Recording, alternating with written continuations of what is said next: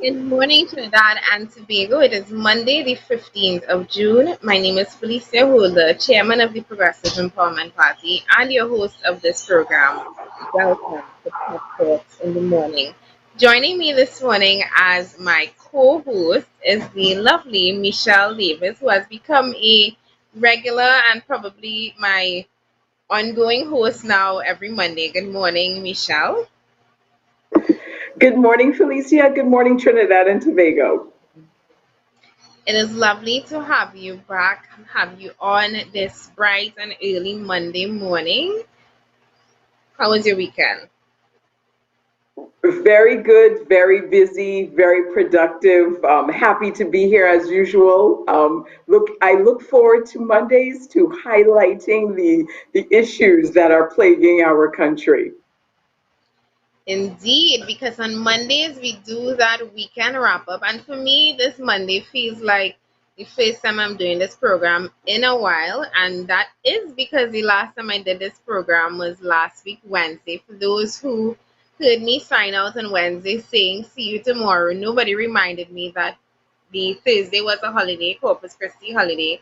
And we try Right. not to do a program on holidays for two reasons. One, it's a holiday, so we know people would rather sleep in a little bit late, aka me, and and also give our team, our producer, our myself a small break to recuperate. And then on Friday, and hopefully from every Friday going forward, based on her schedule, on Friday we had Lima McLeod Wilkinson hosting the program for us. She would now be taking on the program on a Friday, and I'm looking forward to her doing that with her own panel of guests. We also have Michelle Davis, who has agreed to take over the program on a Wednesday.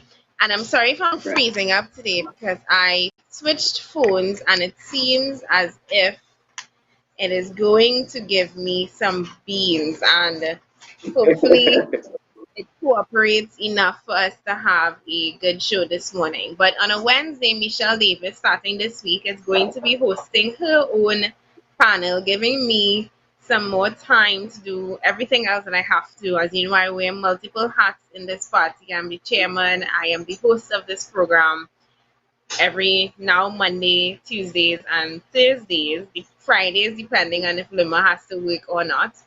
And also the what else do I do? Head of finance. Oh, and I'm the head of finance. So Everything, Felicia, everything.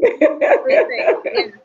And elections are coming, so I'm busy in my constituency as well, doing walkabouts, Yes, and we have yes. some pictures and videos from some walkabouts that we had across the country this weekend, which we will show to you as soon as we finish with our weekend wrap up. And you know, our weekend wrap up, we make sure and pay attention to all of the things that people think that might go um, missing or might not be discussed anymore because the weekend has passed. It's a brand new week, but we here on Pep Talks in the morning, we latch on to that, make sure we have it saved to discuss because guess what?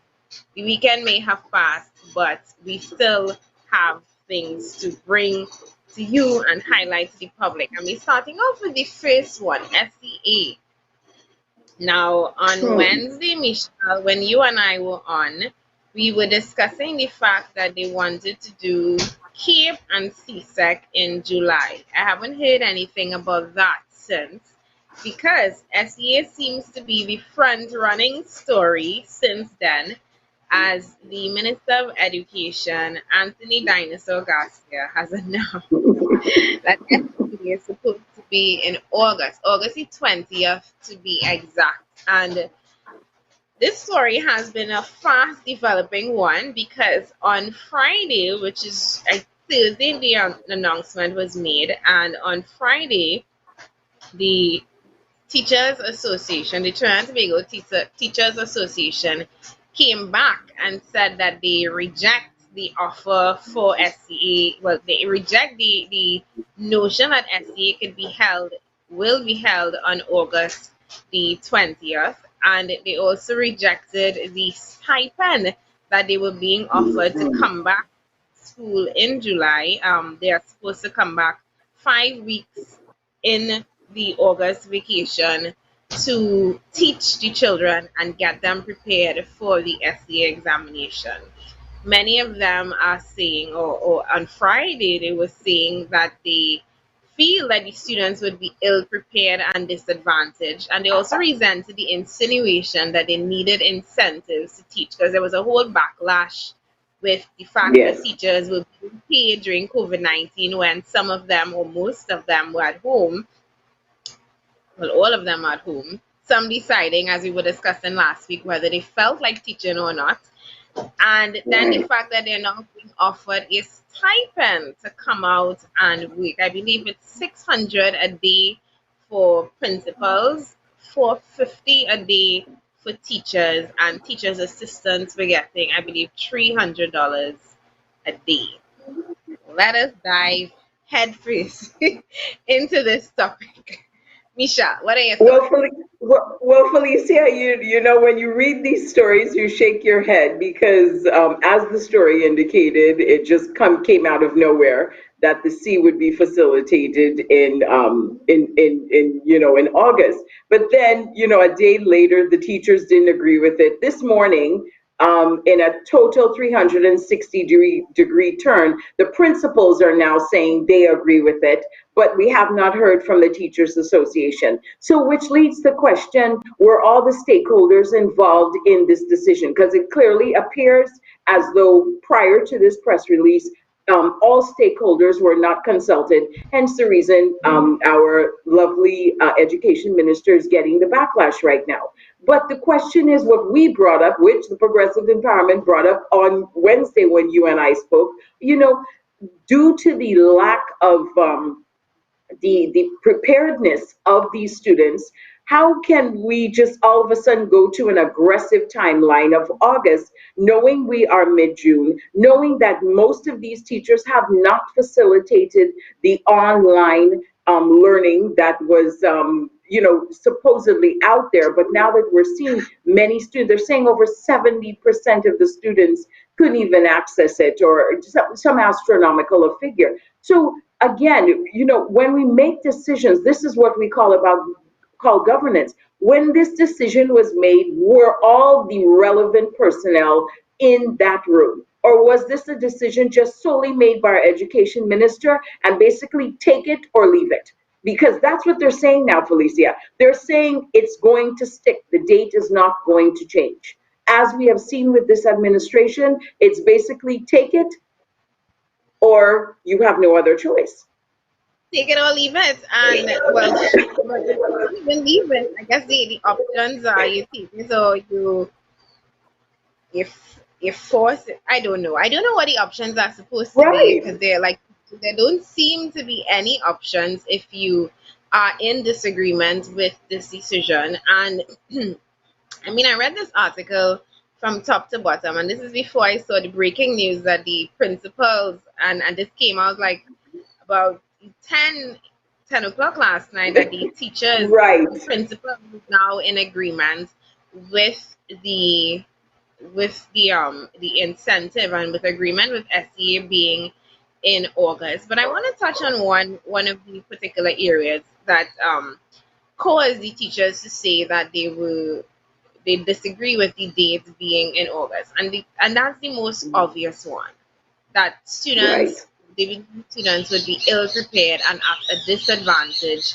based on the what happened during this COVID-19 period. And now this is a case of he said, she said, because Anthony Garcia, dinosaur minister of education, and I don't know what study he pulled this from, but he claims that there is no, well, one, he claims that there's no evidence to back the claims that that many children did not have access to online learning during the course of the vacation. He also pointed out the fact that TTT, the government's channel, was running a 2 hour and then extended to a 4 hour program every day for teaching. Michelle, I am telling you for a absolute fact, putting my head on a block for this.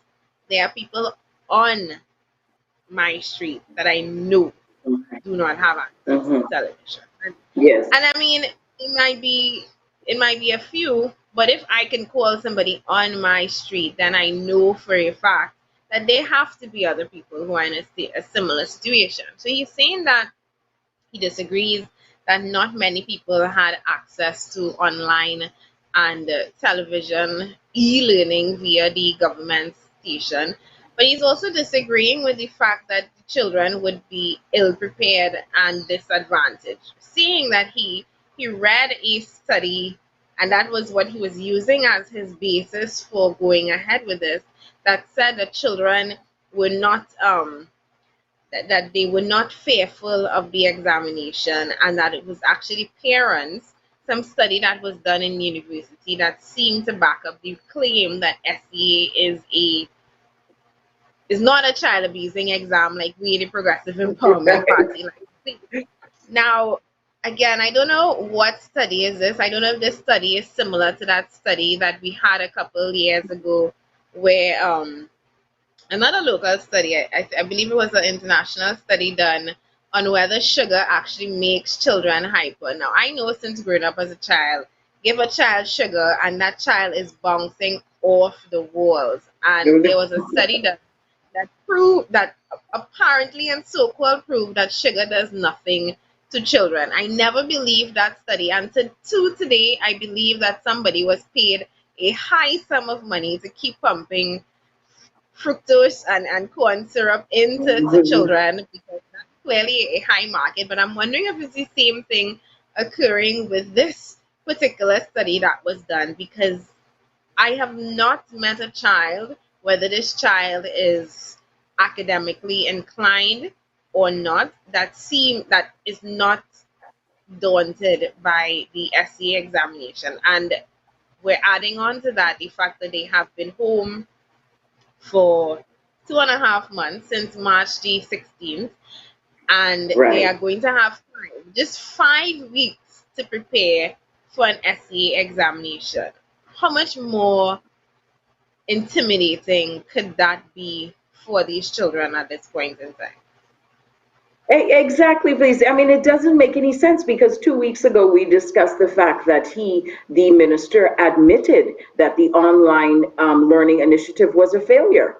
So how could it be? How can you feel confident to put these kids in this very stressful situation and even think or even contemplate that the results are going to be good? They are. It's a disaster waiting to happen. I am in agreement with the teachers that 5 weeks is not enough time. We still have not addressed the entire psychological aspect of COVID for the children. So going back to school and not being in school and all of these things that they have to consider, but we haven't even touched on that. Has there been any psychological support for these children that don't have access, that perhaps are feeling anxiety, that perhaps have not had access to the TV, have not had access to the internet? Are we taking all of these aspects into consideration and clearly evaluating the situation? We're not, Felicia. We're just saying, you know what we're doing? We're basically trying to stay on the same schedule. So we're just putting a rush to it and saying you have to take the exam. This is failure waiting to happen. And what is going to happen to the children that do not pass these exams? That's what we really need to be questioning. What is his solution for these children that are not going to do well? What is their future? Indeed, and that is left to be seen, because I mean, thinking about it, Michelle, and we brought this up yesterday. We're hearing from the stakeholders, we're hearing from the teachers, we heard from the principals, we've heard from the teachers association. I have heard nothing from children themselves or parents. Has anybody thought to address the children, the ones who are telling that they have to sit this examination? Has anybody thought to address them as stakeholders? Has anybody thought maybe we should discuss with children, like have a cross section of children, about 2 or 3 representatives from each school or each school district come on a Zoom meeting and we discuss what are their fears, what are their concerns, especially since, Michelle, the SEA is not a regional exam. That is something that it is administered by the local education board. CXC manages it as a they manage the actual not the implementation, the execution of the examination. But SEA is, and the only reason they do that is because we can corrupt anything in this country and we still manage to corrupt education. But they just, CXC is only responsible for administering the examination.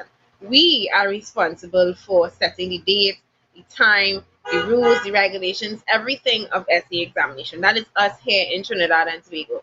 So knowing that we have that control, knowing that we can change dates, we can change the schedule, we can even change the format of the SEA examination, which was, remember when we had the COVID-19 back in February, when they insisted that COVID-19 was not going to be a problem and Carnival will happen, and they said SEA will happen in March.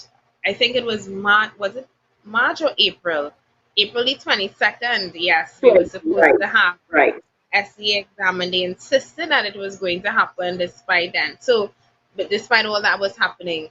So they moved the date and they had no choice but to move the date. What is stopping them from consulting the students as stakeholders now, getting their feedback and their opinions on it? Why is it that we are just forcing and foisting our, not even our, I distance myself from that decision entirely. Why as a country and a minister of education is he forcing basically these children to go through an examination without their feedback, without their input? Where is the input from the children, the parents as well? The Where parents, Felicia, the parents, we spoke about this Wednesday. We have not heard, seen anything from parents with regards to this madness that is occurring within the Ministry of Education. We have not seen one article where parents have stood up and spoke for the children. This shows how archaic our governance is. It's do as I say, and it does not take into interest the stakeholders that are critical to decision making. Any first world country knows that you have to speak to the parents, you have to speak to the students. But you notice we have not heard an uproar. I would be an uproar if my child's future depended on this exam, knowing full well that my child did not have access to the tools to go further. I mean, and the stress level of these kids in 5 weeks to basically make up for 3 months of lack of education. Remember, they're not in the frame of mind. It's going to take them at least 2 to 3 weeks to even warm up to the concept of schooling again. And then you're saying 2 weeks later, that's no. When we all go back to school in September, it is safe to say by October you develop a rhythm. That is anywhere. So can you imagine saying 5 weeks, you have to prepare for this exam, and they themselves have not even acclimated back to going back to school? Where are the parents speaking for these children? Where are they indeed? And tomorrow I have a teacher come on the program, a teacher who, as far as I know, the last time we spoke, and we have not spoken since this announcement of SEA being held on August the 20th. But as far as I know, she was in disagreement with the time period that they had to reopen schools. And this was when they were anticipating even earlier. I think they were anticipating July. So hopefully we have her on board. And if you are a parent, if you are a teacher yourself, if you're a child, tomorrow definitely the phone lines will be open to you, because as much as the Minister of Education is not taking your feelings into account, we would like to hear from you. We would like to hear from the people who are going to be directly impacted by this decision. what are their thoughts and feelings on what the education minister is proposing? Because we're now moving into part two, the stipend that they are being offered, Michelle, and this second part of the discussion. Actually, before we move into that, I would like to pose the question of the day, which comes out of this particular discussion that we are having. Question of the day is: do you agree with SEA examinations being held in August? And that question again: do you agree with SEA exams being held in August? Please take a second to answer that poll when we open the phone lines at around 9 o'clock this morning. Feel free to also call in. You don't have to wait until tomorrow. We want to hear from you as early as possible. Call in, give us your thoughts and your feelings on this, um, on the fact that SDA exams are going to be held in August. Anyway, moving on to part two, the stipend.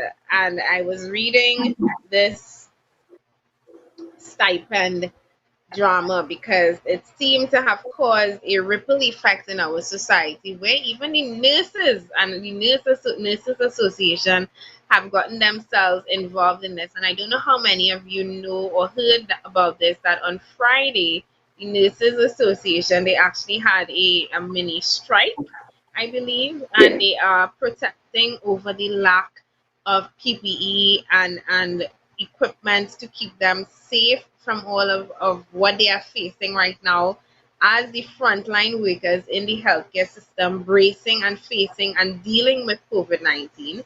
So they, when they heard about this stipend, they felt as if it was a slap in the faces of an association that has been begging for the proper equipment, proper material, proper PPE, as well as salary increases, as well as wage negotiations, as well as contracts being renewed.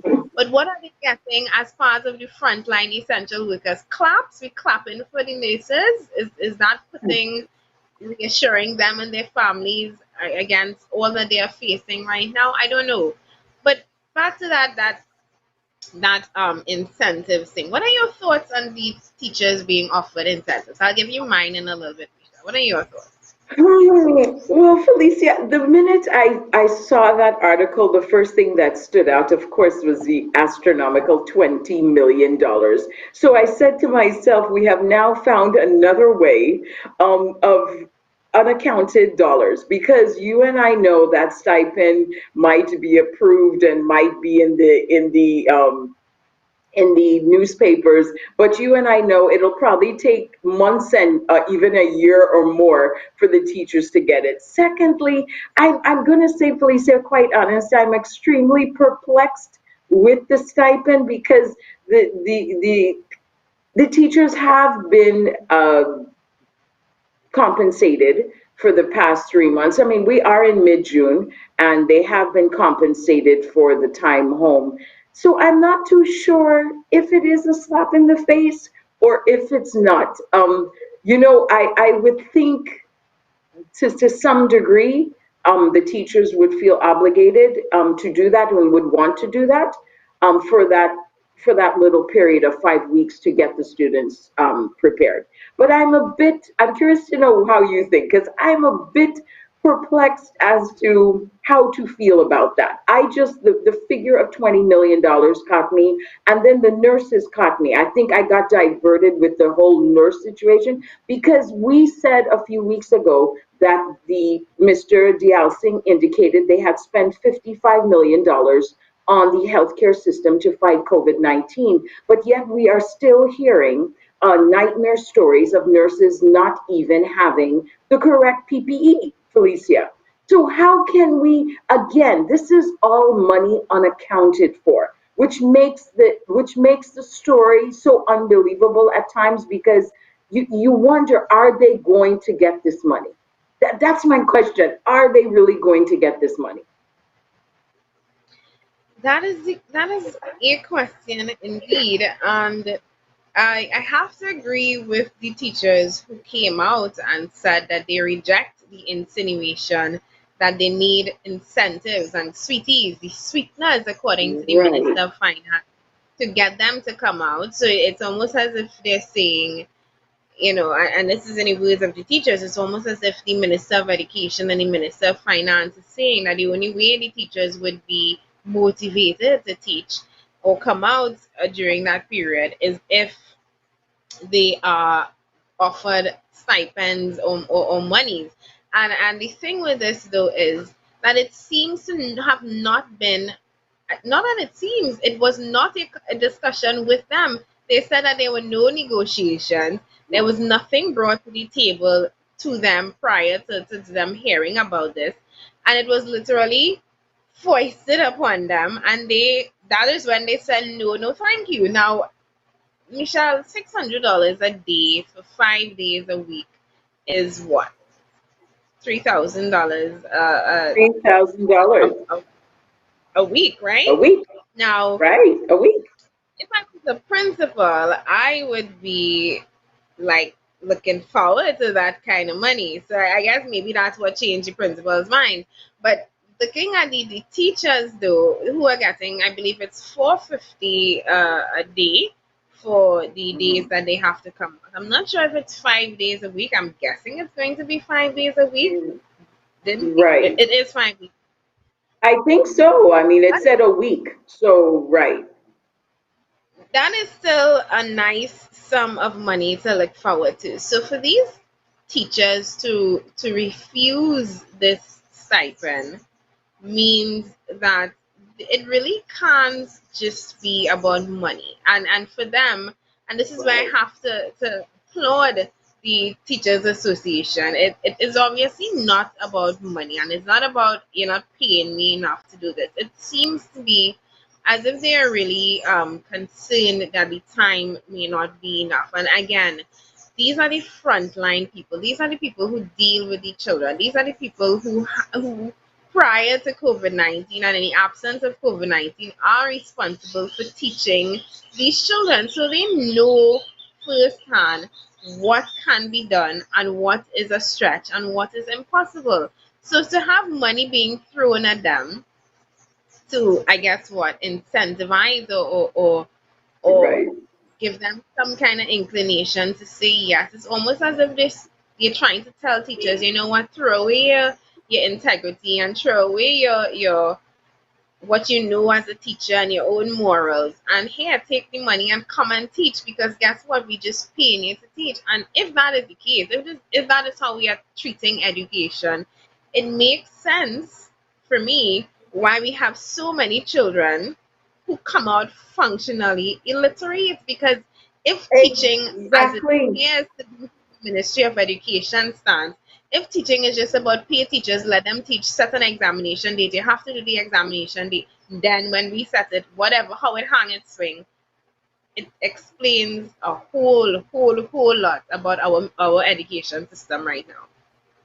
Felicia, it also reveals the dark side of our current administration. Because how could you possibly think these thousands and thousands of students in 5 weeks are going to be prepared for this exam? And it begs the question to say, are you really concerned about the future? And that's what stands out to me. Are you really concerned? Are we going to continue with a deliberate infliction on the public to dumb down, to stay dumb? Because it almost appears it's deliberate. Like you're setting them up for failure. Like you said, how it's swing and go. You pass, you don't. We know some kids are not in a position to pass that exam, and we know some are. But are we intentionally dumbing down our society? We have, I always mention this, and it's, my family left 60 years ago, and my sister went to NAPS and was, I think, second in the country. And she, to this day, she cannot believe how the education system in Trinidad has continued to decline. I mean, when you tell her of the illiteracy rate, when you tell her what you encounter with the average person, it is almost she's just dumbfounded. But the question is even deeper than what we are looking at. Are we intentionally setting up our citizens for failure. Michelle, and that is where I'm going with this because it seems, again, COVID-19 seems to have presented the perfect opportunity for a corrupt government like ours, for a corrupt Mhm. nation like ours to capitalize and literally squeeze every ounce that they can squeeze because it almost seems like a win-win for them. Spend money that we can't account for. I want to say bribe, practically bribe teachers Mhm. to come out and once it's an election year. We paid you during vacation and sorry, during the COVID-19 stay home. We're going to pay you a stipend now. So you can't say that as a teacher, your pocket's not fat. And then there's the aspect of what we know that they do intentionally, which is keep a percentage of our population dumbed down. And they have the perfect excuse to do that right now. COVID 19 has again presented that invisible line between the haves and the have nots, those who can afford, those who can't afford, those who have the right last name to get the right connection, to get into the right school, and those who come August the 20th are probably going to fail. And Exactly, Felicia. we know our system That's the now is there's point. no more failure. So we put in here Right. in a little school, in a zone, a secondary school or a comprehensive or whatever the hell they call them now. We put you in one of those and you fight up for 3 or 5 years, however long. If you drop out, you drop out, you pick up a trade. Who knows? You're part of the 70% that would have to either make it or fail. And Fend for you'll your fight up own. there. Yeah, because Correct, COVID correct. 19, But it was COVID 19. It was COVID 19 that did this. And again, perfect opportunity to use this as a scapegoat for what has been a deliberate action yes, to keep yes. percentage of our population. And from what I'm seeing, based on the data that is setting, based on the response by the Ministry of Education, it seems to be that they're sticking to this and sticking to what is ultimately going to be a situation that places thousands of our children at a severe disadvantage come August the 20th. Exactly. And I mean, we see it, the money aspect alone stood out to me. But you have to question the motives of the current administration and where they are headed, where they are taking the country. I mean, this is going to be another generation of failure. And what can they contribute to the society? Can they contribute anything to the society? They have now intentionally limited them to what they can learn, what they are capable of learning. And we have to ask, what are the intentions of this government, of this current administration? We do the walkabouts, Felicia, and so do you.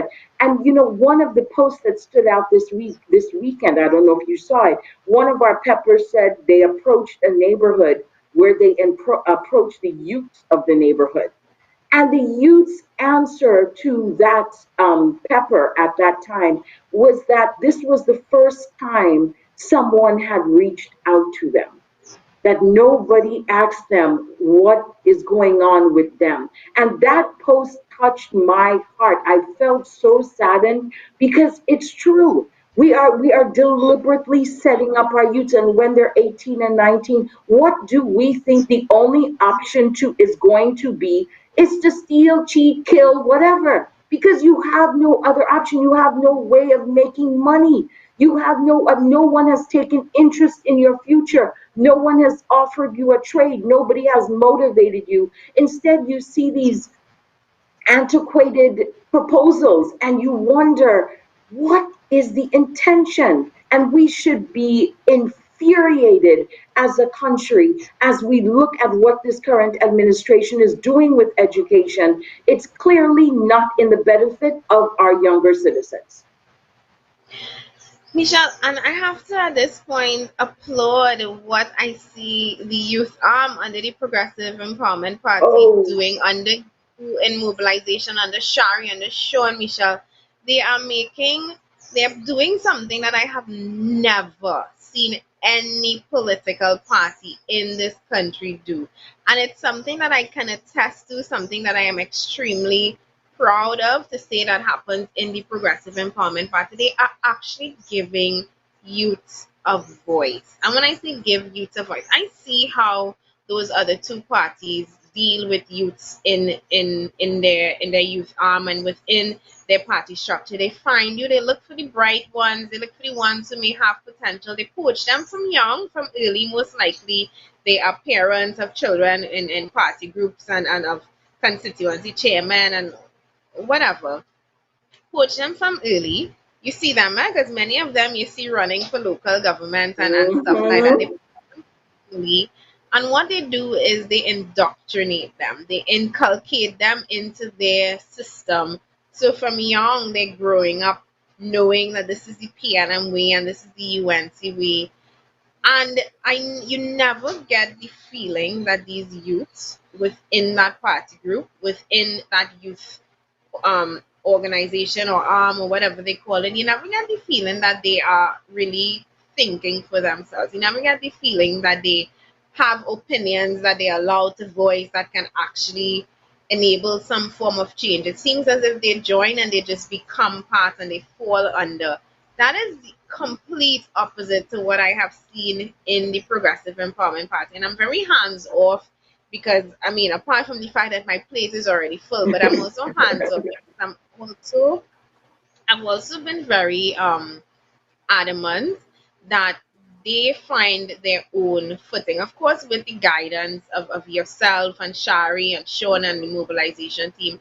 But I've always believed that if we're saying the youths are the future, then we should give them the opportunity to prove themselves, give them the opportunity to prove that they are the future that we claim to be and not stifle their opinions. I love when Natalia comes and she's a hotbed of ideas. Natalia would want to do songs and anthems and I mean she'd want to do things that in my mind I tell myself in my mind, I'm like, Natalia, we're not probably not going to have all the time to do that. But I will never tell her that because I never want to um, suppress her own creativity and suppress her own ideas, which I believe is part of the reason why the youth arm of the Progressive Empowerment Party is flourishing the way it is. I'm seeing young people that I have not even met posting their youth in politics pictures, and I repost all. I feel so proud because I mean, Yeah. it is not easy to find youths who are so open about politics. It's not easy to find youths who are going to say, I am a young, aspiring politician, even though I never wanted to be a politician, but I am seeing the way my country is going and I want to be part of it. I want to be the youth and the youth. I want to be the youth change in this country. And I'm seeing Chrissy and Natalie and Tahira and Yes. Christian and Adrian and all of these young people really stepping up and not just showing us that the youths have an opinion and that they have a voice, but also proving that they are a force of their own and that they shouldn't be forced and molded into what we think they should be, but they should be groomed and nurtured into what we would like the nation to be. And I mean, I went a little off there, but we were talking about youths, and I really, really, really have Right. to commend that the youths are doing in the Progressive Empowerment Party. Exactly, Felicia. I mean, and you have to reference it because, when I am doing the walkabouts, guess who I approach? I approach the youth. And that's my first question. Are you old enough to vote? And then I engage them because I'm a total different generation. And I can't, what are your issues? What is your concern? And as you stated, they're in households that kind of basically enforce their ideologies without having the youths have a voice. What do you think? I mean, I spoke to this youth in Point. Two guys, I saw them. I said, "Are you old enough to vote?" And they said, "Yes." And I engaged them in a conversation because, Felicia, let's be truthful. They are the future. I am not the future. They are the future for Trinidad. If you do not engage them and you do not empower them and you do not listen to what they have to say, where is our future going? So I too am I'm so proud of Christian, Natalia, Chrissy, all of these people that have taken, these youths that have taken, the drive and taken it to another level. But, we have to talk about this because this is directly related to the education. These are youths that clearly have passed the education system. But what about those that don't? Where is their voice? That's how it all correlates. That's the domino effect of it all. What about the youths that don't graduate? Where is their voice being heard? Where is their voice being heard? Are we just resigning and consigning people to be consumers and laborers and baton twirlers, and this is your life, this is your fight, you're always going to have to fight up or wait for somebody to hand you a food card or a hamper? We create the society that we complain about. We say that we have a food card and a barrel society, not understanding that from young we nurture and generate the kind of behaviors that we claim to want to be fighting against. And again, starts from young, and it really starts from young. What was it, boy? I was thinking yesterday. I was having a discussion with myself, I believe, trying to remember at what point I realized that at what point in my youth was it did it become, I guess, a fact to me? Because I grew up and I had this discussion with not Natalia, with Hadassah a couple weeks ago, discussing, because we both grew up in P&M kind of households, and I was trying to remember at what point, because nobody ever really came out and said UNC is a bad party and a devil worshipping party. But that is, I grew up with that, and I grew up thinking that and accepting it as a fact, because from young it was something that it was not, I didn't sit down in a school and it wasn't taught to me as a lesson plan, but somewhere along my upbringing as a child, and I don't want to say it happened in my household because my mom was never that kind of person, but somewhere in my upbringing it was made known to me that UNC is a devil worshipping party, and if you vote for them you're voting for the devil. And from young, I know, like I say, Michelle, that inculcating of behaviors and telling you subliminally who you should be voting for. Because as an adult, as a young adult, I had it in my mind that I had to vote for the PNM. And I had to vote for the PNM because that is just everything that I heard about the UNC and the bad. And I have to thank God that, and I always say that in spite and despite of the PNM education, I was able to break free of the chains, because I would consider myself a well-educated person. Yet I was still toting these mindsets and ideas that you would a well-educated population shouldn't, and that's when I say it has nothing to do with education. It has to do with whether or not you're teaching your young people, whether you're teaching your society to think critically. Because at a young age, while I was being indoctrinated to believe these things, nobody was telling me to think objectively. Nobody was telling me to think for yourself, or think outside of what you know and what you grew up in. Nobody was telling me that. And I, on my own, despite being so called well educated, I had to make decisions on my own, and I had to think outside the box, and I had to question things. And this was without the help of anybody. And I mean, it led to me finding myself here now. But how many of our youths are being told what to think, not how what and how to think, Exactly. not to really develop their own thought processes and ideas, and to question things? How many of them are being told at this point? Just like Eggs, telling you them hit it escape on the from nose. president. Right, you hit it on the nose. Are we even challenging the youths to think, Felicia? Because I always refer to, being educated in the American system versus the current system right now. And it's memorization. It's almost as though they're robots. Okay, memorize this, you will pass this exam. Whereas in the US, the schools I were privy to, they basically challenge critical thinking at the age of 6. It wasn't about memorize this, it was about, Michelle, what do you think? And how do you interpret this? and there was no right or wrong answer. You were being taught critical thinking and think for your own at a very tender age. But the youth in Trinidad, with the current education system, is not facilitating critical thinking. Hence the reason, Felicia, we have a nation of followers. If you ask any average citizen on the ground, why do they follow one party versus the other party? They really have no justification for it.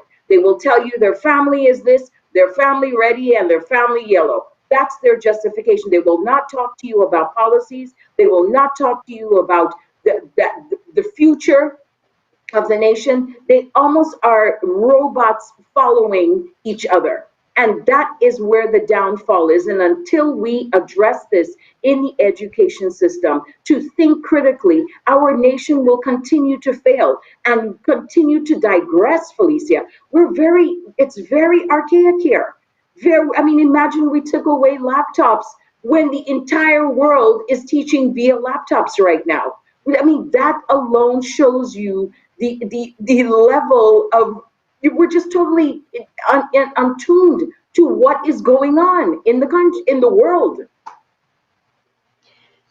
Out of touch, out of order. We are everything that we should not be as a nation aspiring to first world status. According to us, first world status is clearly, I posted as I said, progress is not, I try to paraphrase my own self, but I said that progress, real progress, is creating career paths, hope, and opportunity for your society, not building stadiums, swimming pools, and community centers. That in our country is the idea of progress. We build an overpass and interchange, and people clap, yay! Never mind, we should have had that done at a quarter the cost 15, 20 years ago. Never mind that we had so much money in this country that we could have built an overpass wherever, an interchange wherever there's traffic, an abnormal amount of traffic right now, all the way up to Arima, to Sandy Grande. We could have had that, all those interchanges built and done for less money than we are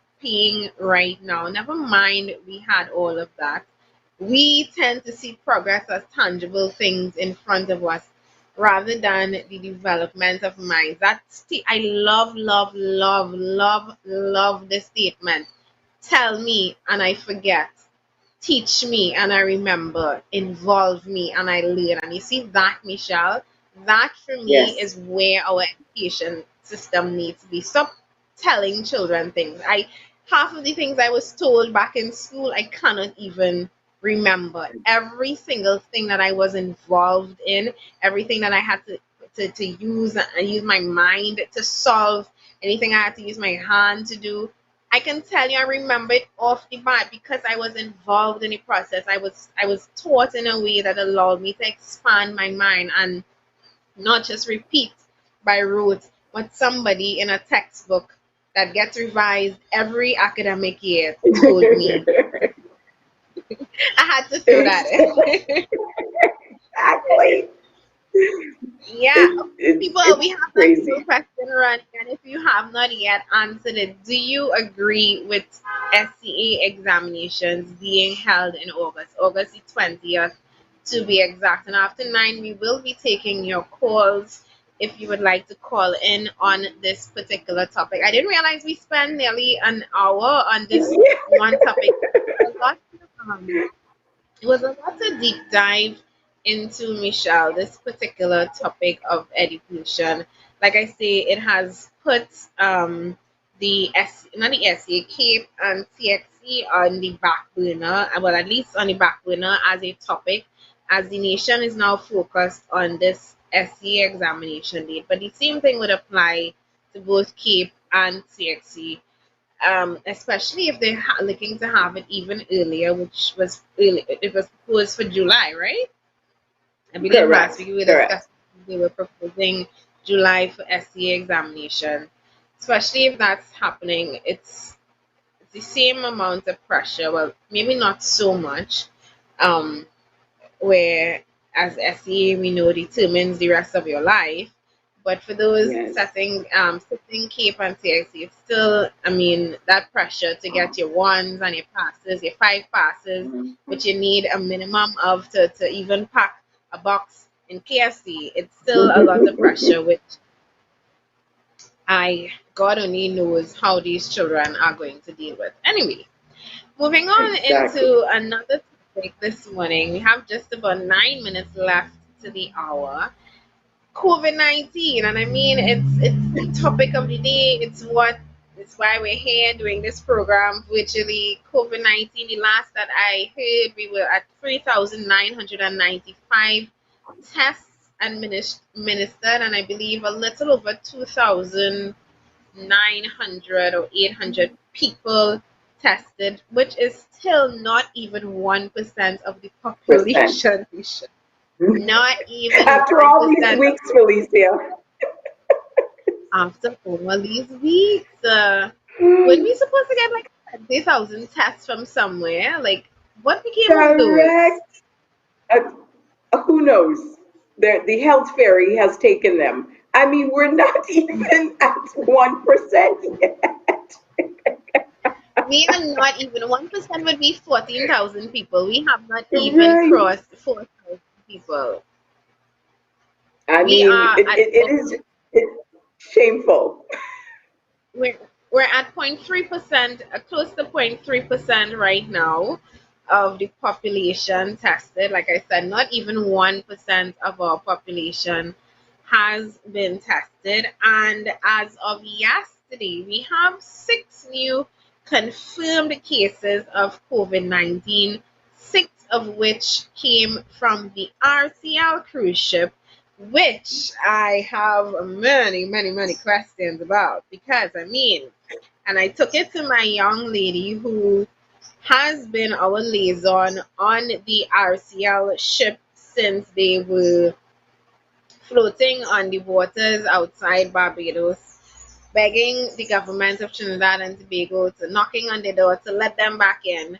I have been in contact with this young lady asking her how is it that a ship that was testing people 2 times a day, how is it that they have come up with six new cases of COVID-19? And she herself, Michelle, is perplexed by that. She said it's true. She actually sent me a video of the Coast Guard coming to remove the six people from the ship. Yes, the five additional people. Apparently, one of the guys was COVID-19 positive, and they claim that he had a relapse. I don't know what's happening with that. Mm.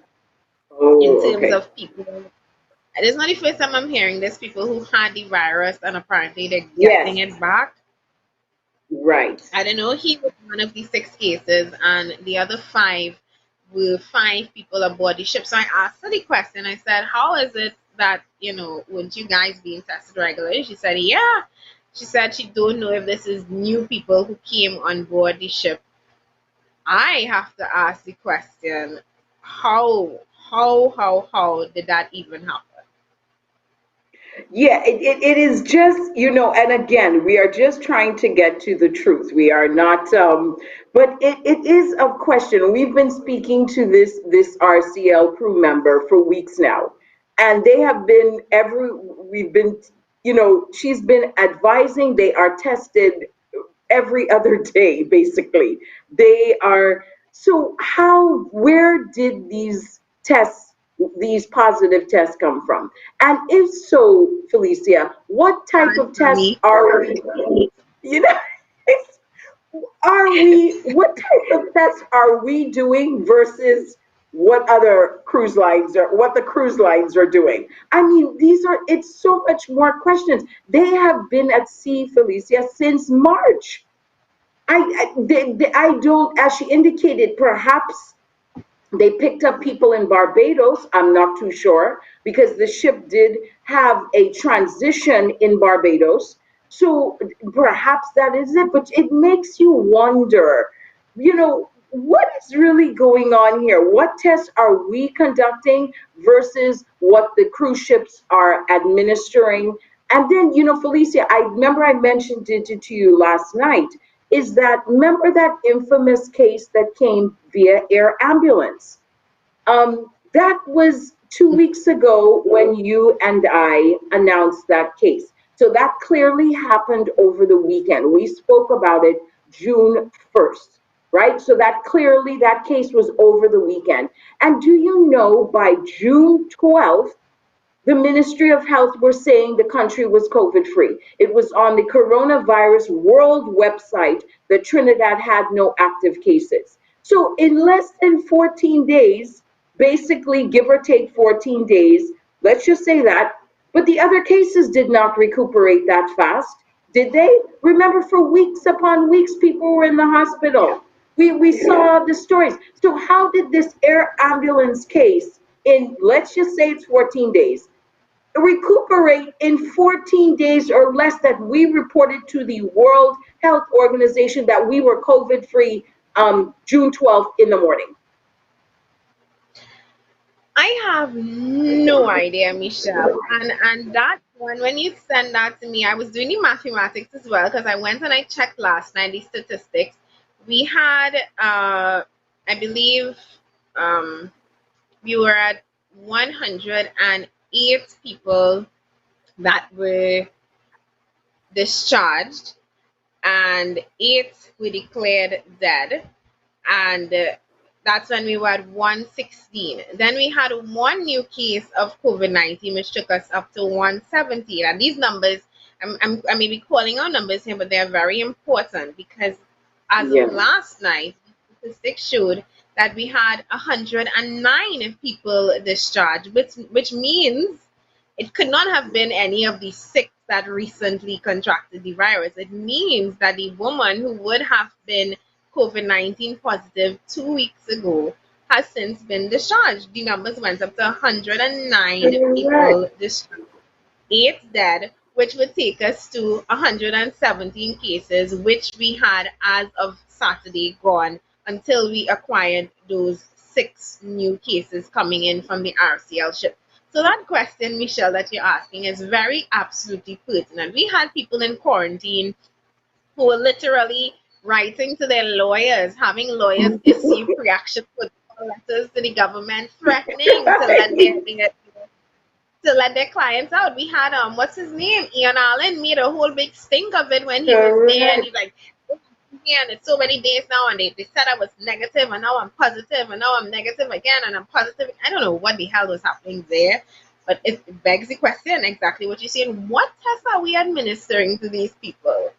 And how is it that You have, some people are recovering right? faster than others? What is really going on? Felicia, this case was Friday. If you look at, I sent you the Friday we were COVID free as a nation. That's June 12th. Ladies and gentlemen, today is June 15th. So that these 6 cases that have just evolved, as Felicia indicated, were within the last 24 hours, between Friday and Saturday. But as of the morning briefing on Friday, June 12th, we were COVID free. So how did this case recover so fast, or was it a mistake?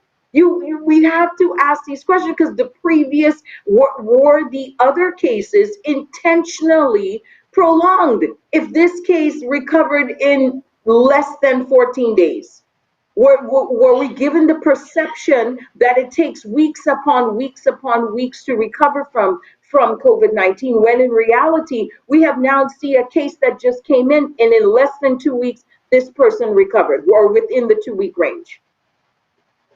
Well, let's pose a more insidious question. Are we being intentionally lied to? And at this point, what is really the truth? Is it true that we had 116 to 17 cases less than 2 weeks ago of COVID-19? Were all of those people really COVID-19 positive, or were some not? And I have to ask the question now, because if our tests are so much different from what the RTL cruise line and international cruise line is administering, who were not able to decipher, or you know what, let's assume that these 6 people were recently picked up. All right, let's assume that. But for this person, and I can speak for her, the one who came in who was COVID-19 positive on the Thursday, and then is out of quarantine in under 2 weeks, and the country is being declared COVID-19 free. What kind of test did we administer? Was she or he, it was a woman, was she really COVID-19 positive or was she not? Was this a way to scare the public? Was it a way to bring her in? What is really happening? And you see, when you have so much deception and you're accustomed to so much subterfuge by your own government, you have to question their every move, their every motive, their every so-called statistic, which does not, at the end of the day, add up. Exactly, and when we do the show, I know for a fact people are watching because literally within the next 24 hours there are responses to what Felicia and I indicate on the show. So it's not a coincidence. This has happened several times, but we have to ask the relevant questions. We would not be in this situation if we had a transparent government that was forthcoming with information. But the current statistics are not adding up. And there's something that clearly needs to be defined. The government of Trinidad and Tobago needs to have a conversation with the World Health Organization with regards to the testing that is being given as to why we are getting one result and they are getting another. The cruise lines are monitored by the CDC, Center of Disease Control for the United States of America. It's under strict guidelines. So how are we getting different results? And if so, if they did pick up people, that's what the article should have indicated, Felicia. It should have given a definition of, okay, these were currently new to the ship, but or is this a recurring case as they indicate? But don't give the impression that it just came out of nowhere and the ship in fact did have COVID-19. Give us more specific definition of what actually occurred for these 6 crew members to test positive.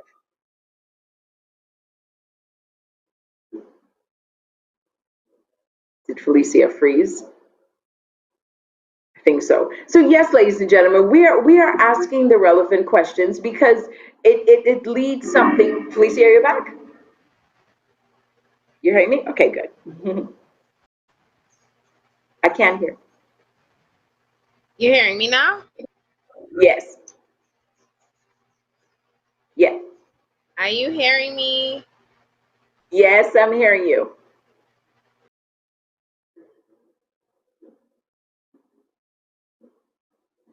I think Felicia is having some technical issues, but we'll wait till she resolves them. But we are asking the relevant questions, and it's not to be controversial, but however, it is to get the correct answers to the citizens of this country.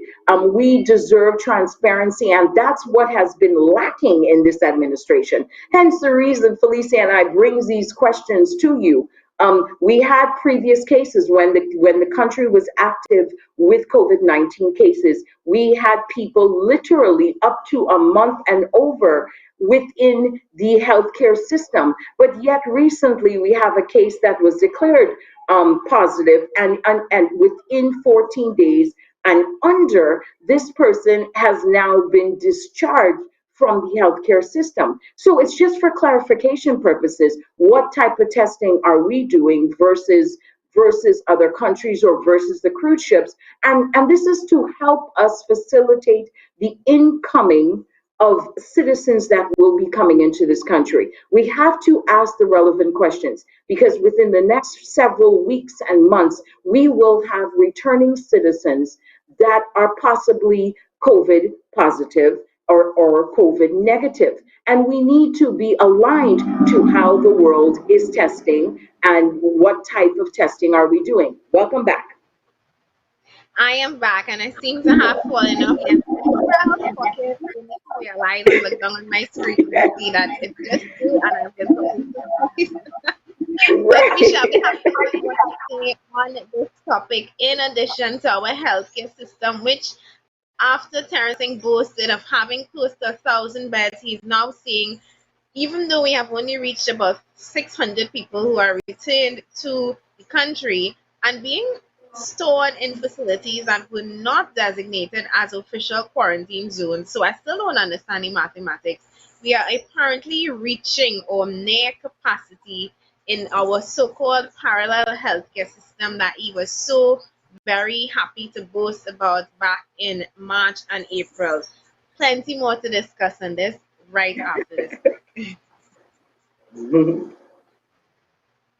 Antel is Trinidad's most reliable and technically experienced ICT company, providers of quality structured cabling, Cat6 data fiber, and power cables.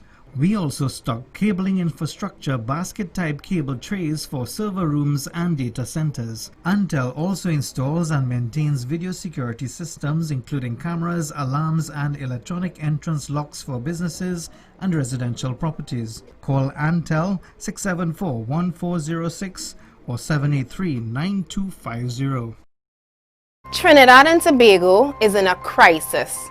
For far too long, our people have been abused and silenced by our politicians and the business elite. Just look around you. People are losing their jobs. Crime is at an all-time high. Our justice, education, and health systems have failed. We all know the truth behind all that is wrong in our country. Corruption is destroying us. Billions of our dollars are being looted by a small group of business people that use our politicians to divide and distract us, So they can take what they want, leaving us with no hope for a better country. All of this is because we've never had leaders who seek the interests of the citizenry as their first priority. I am here because I'm not taking it anymore. I am here because I am not taking it anymore. I am fed up of politics as it is in Trinidad and Tobago. It is time we elect leaders with the backbone and the love of our people to go after the corrupt, evil elements in our country, hell-bent on serving their own pockets while we suffer. And it is time that we as a nation take a collective stand against wrongdoing. So we are making a plea to the nation to rally behind us. Because our freedom of speech is being threatened by those who don't want us speaking out on these issues. A man that I greatly respect is one of those leaders fighting for a better country. His name is Philip Edward Alexander, and he has bravely challenged the people and institutions that are destroying our nation. To date, he has been threatened with 5 lawsuits for having the courage to ask state agency UDCOT on why the renovations of the President's house cost $89 million. When experts in the field have estimated that that job should have never crossed 20 million. Where did the rest of our money go? We refuse to stand by and allow any agency to use our courts to try and silence and punish Philip or any other citizen of our country for trying to seek the truth. If you're fed up of corruption and want to be a part of real change, support Philip and the Progressive Empowerment Party in this fight. This fight is not for him or us to bear alone. It is a fight for you, our loved ones, and our friends. It is a fight for the future of our country. You can help by making a contribution to Philip's legal fees and help him and PEP expose the truth and shine light over the darkness of corruption. Go to our website at peptt.com, click on donate and see all the ways you can pitch in. There is hope. Our country can be saved, but we all need to stand together. My name is Felicia Holder, Chairman of the Progressive Empowerment Party, and I support Philip Edward Alexander and the PEP. I support Philip Edward Alexander and the PEP. I support Philip Edward Alexander and the PEP. I support. I support. I support. I support. I support. I support. I support. I support. I support. I support. I support. I support Philip Edward Alexander and the PEP.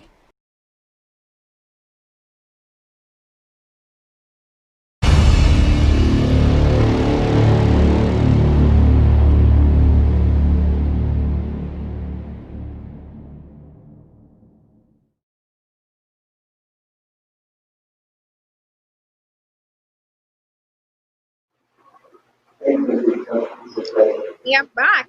And just some housekeeping. Well, not so much housekeeping. I have some birthdays to recognize today. Today we have, hold on, just now, 1 second. I have it. 2 seconds. Hold on. My phone loved to move slow when I needed to move fast. Carlton Webb, happy birthday to you. Paul Pedro, he's another pepper from our East Hub. And Janelle Sobian, another East Hub pepper. Happy birthday to all of you. I know you, well, we're not still, our restaurants open yet? No, they're not. Well, not, at least not for No. dining as yet. Right. No restaurant dining for you, but Carlton, Paul, and Janelle, please do have a very happy birthday today. I know you will find an innovative way to celebrate during this COVID-19 time. I found, at least for mine, that it was a nice way of trying something different. Last day I wanted to go all out and invite all of my friends and have a big shebang. That actually turned out to be a disaster. But this year it presented the unique opportunity for me to do something small and intimate, just with a handful of people, because you know it can have more than 5 people, at least back in May, congregating at any one particular time. But I do believe, you know, it was, I guess, more special, and COVID-19 did present that unique opportunity to have a more intimate gathering. So if you are having an intimate gathering on your special day, I wish you a very happy one, and I hope that all of your dreams and wishes come true. Happy birthday from the people. Happy birthday! Yeah, and also people, a lot on it. I don't think I'm hearing this means enough on the program. As much as we have the links at the bottom of the screen from time to time, this program is being run on a platform that we pay for monthly. Everything that we do costs money. Every dollar that we raise goes towards, well, now our election campaign. I also told you that I wear the hat as the head of finance for the Progressive Empowerment Party, a responsibility that I absolutely hated up until the past couple of months, where, you know, I really, I guess, embrace the fact and the notion that I am one of the people responsible for helping us gear up and ramp up our donations, ramp up our, the support for the upcoming general election, because we have said from the start that we want to stay away from deep pocket financiers, we want to stay away from the contract mafia, we want to stay away from people handing us checks and telling us what to do, how to do it, when to do it, who to pay, how much they want in return, when and if we get into office. People always ask me, how do you fund and finance the Progressive Empowerment Party? And they don't like to believe me when I tell them our membership base is the only reason why I can bring this program to you every Monday to Friday. And it's the only reason why we are still around, because so many people believe and support this mission. So many people watched this show that I was unaware of until very recently, when I just started getting an avalanche of messages from people who are saying just how much they look forward to this show. And from there, you know, people have come on board and they have supported and they have donated, and I thank you so very much for that. Like I say, your kindness, your $5, even your $10, it goes towards us really fighting this as the first political party that wants to do this the ethical way. Yesterday we had a lengthy discussion in what is known as the operations thread of this party, a lengthy discussion on whether we should go one way, that make a decision that would basically see us going down the path of the UNC and the PNM, or should we stick to our morals? And it wasn't so much of a discussion whether we should do it or not, but a discussion on why we choose not to go down the road that they kind of make, because it's so easy to get caught up in the politics of winning for winning's sake. I've seen people come into this party who claim that they want a better country, who claim that they're all about the betterment of the country, and then I've seen them and the very few, and I could count them on two fingers, who have gone to other political parties that they bashed in the past, and they're saying, and I'm asking myself, where were all your morals? Where has that gone? I mean, what happened to PNM being the problem and UNC not being the solution? What happened to them being two sides of the same coin? And you get to understand that not everybody is in this for the right reason. Some people are in this for winning, just for winning's sake, and they will do it at any cost. I'll never forget, I had a meeting, a small meeting, and this is a little aside, with a woman who used to be a deputy political leader at one point of this party. Myself, her, and Philip sat down in a restaurant about close to 3 years ago, and we had a discussion on whether, she asked me the question, she said, would you kill one child? If you were told that you can kill one child to save 1 million, would you do it? And my response was no. And she couldn't understand why my response was no, and that my response is still no today. The fact that she's no longer with us, I think, means a lot.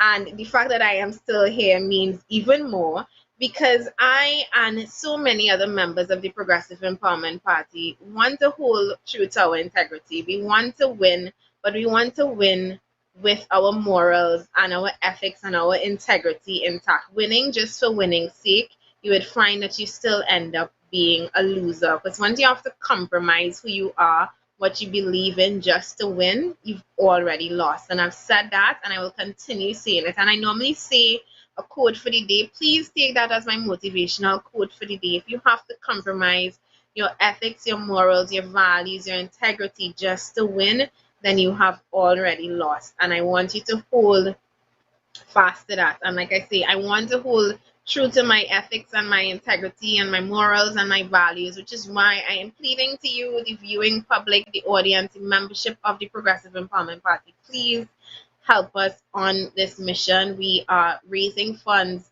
$1 at a time, $10 at a time.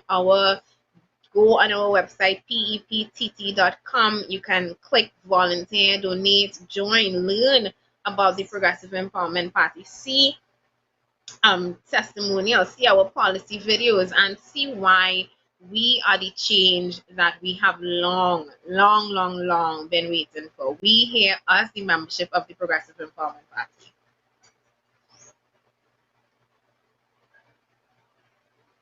Michelle, I think you're on mute because I'm not hearing you. Sorry, the dog was barking, so I was trying to take that out. So yes, please join us on our mission to save the country, because we are on the ground and we are doing this in such a simple way. People will not believe on how to save this country. We are reaching the citizens. We are, $1 at a time. We are doing whatever we can with that dollar. So as Felicia indicated, please join us in our efforts to save the country. Indeed. 769-4590. Our phone lines are open for anybody who wants to call in.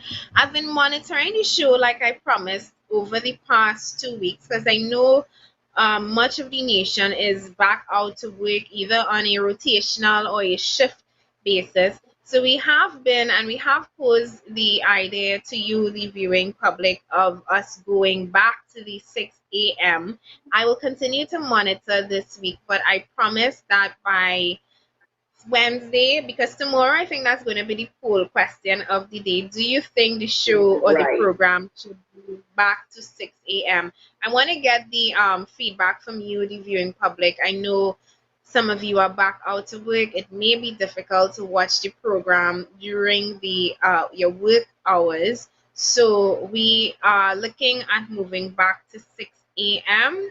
And based on your feedback, based on what the numbers look like this week, I promise that by Wednesday we will make a firm decision, so that next week, Monday, bright and early, we may be at a new start time. So feel free to even WhatsApp me or call me. I prefer WhatsApp. That would be easier to track on this number, 769-4590, after the program.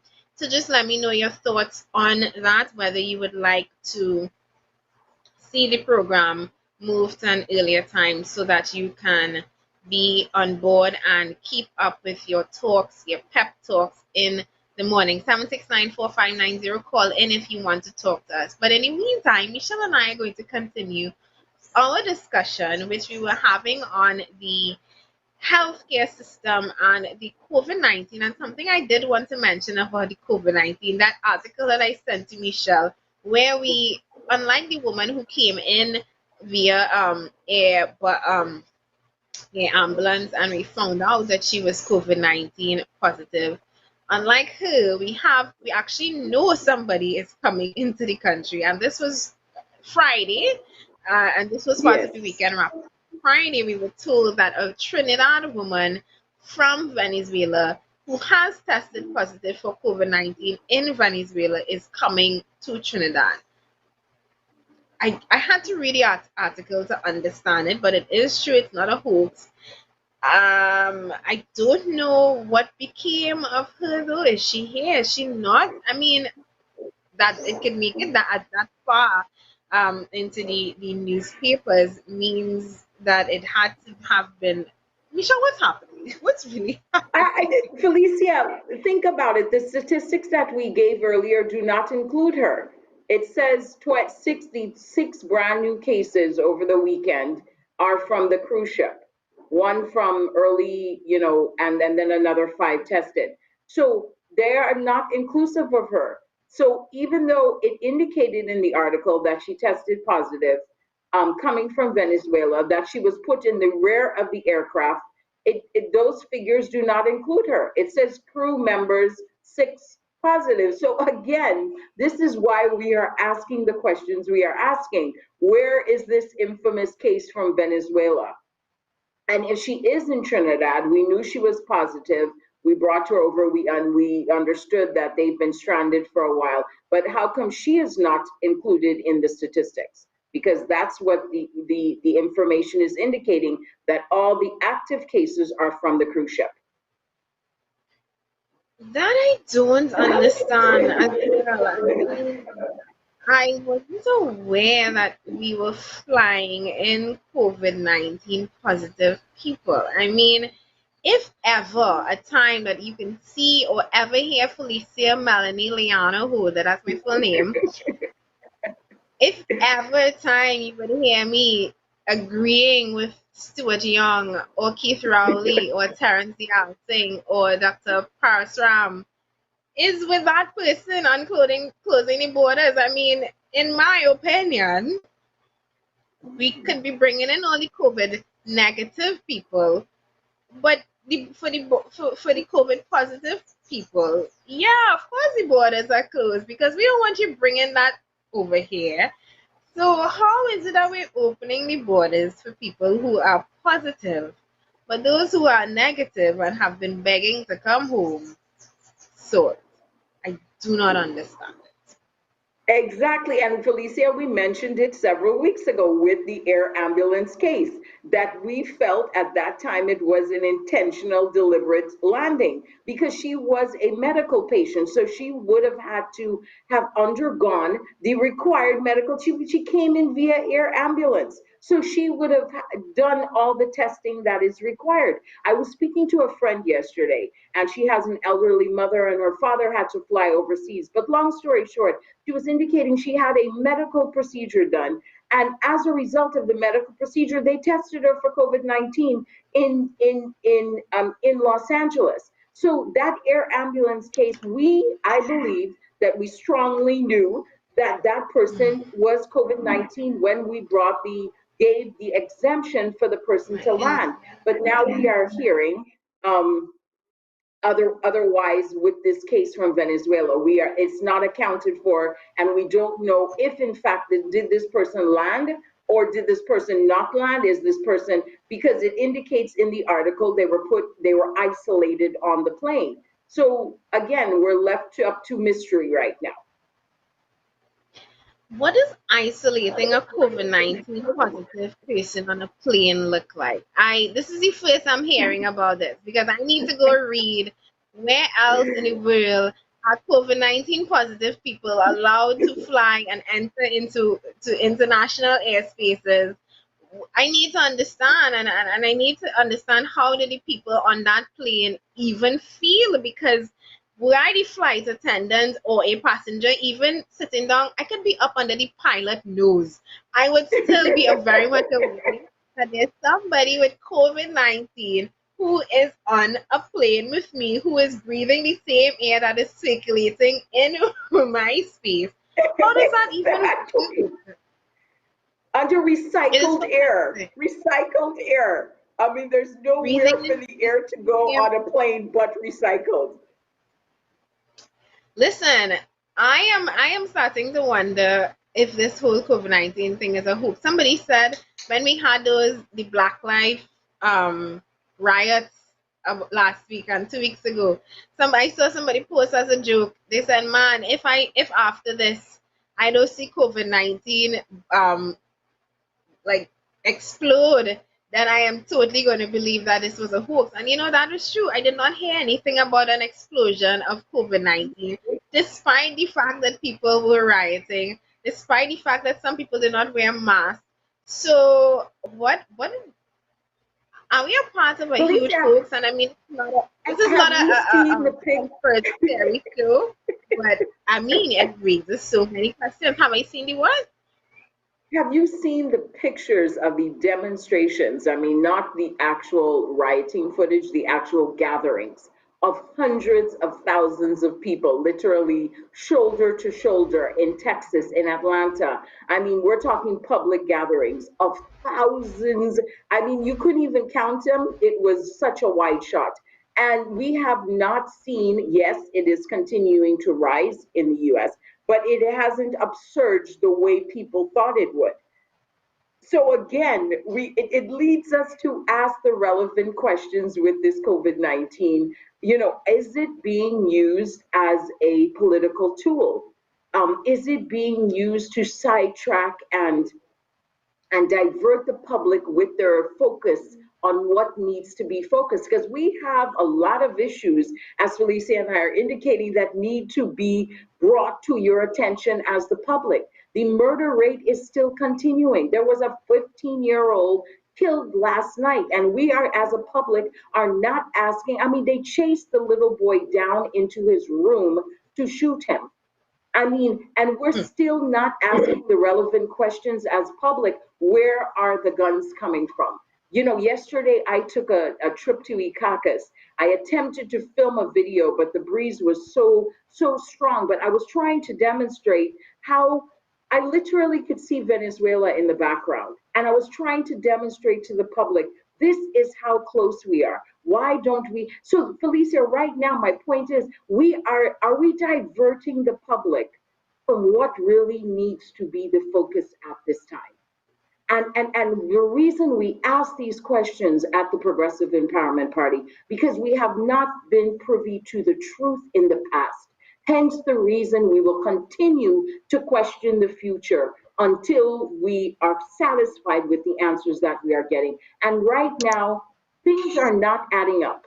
Felicia and I have discussed this. Things are just not adding up, and we will continue to ask the questions.